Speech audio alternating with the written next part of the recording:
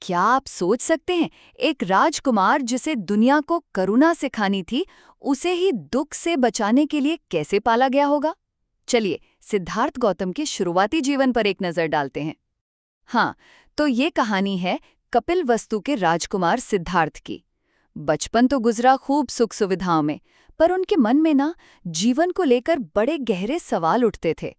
और ये जानना सिर्फ दिलचस्प ही नहीं, उन सब के लिए भी जरूरी है जो सरकारी परीक्षाओं की तैयारी कर रहे हैं, जहां अक्सर महान हस्तियों के जीवन पर सवाल आते हैं।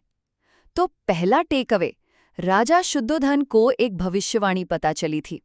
तो उन्होंने डर के मारे सिद्धार्थ को दुख, बुढ़ापा, मौत, इन सब से बिल्कुल दूर रखा। मतलब सिर्फ ऐशो आराम और खुशी का माहौल। पर सिद्धार्थ तो बचपन से ही बड़े दयालु थे। जैसे एक घायल पक्षी को उन्होंने बचाया था, ये उनके नरम दिल का सबूत है।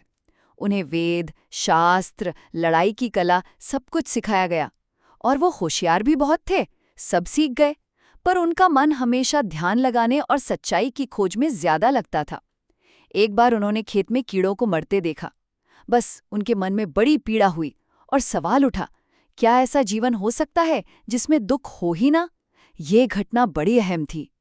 और आखिर में महल की वो जो ऊंची ऊंची दीवारें थीं और सारी सुख सुविधाएं, उनके बावजूद सिद्धार्थ के अंदर ना एक बेचैनी सी रहती थी। वो सोचते थे, क्या ये जो बाहर का सुख है यही असली है? जीवन का असली मतलब क्या है? यही जो जानने की इच्छा थी ना, वही आगे चलकर उनके बुद्ध बनने के रास्ते की नींव बनी।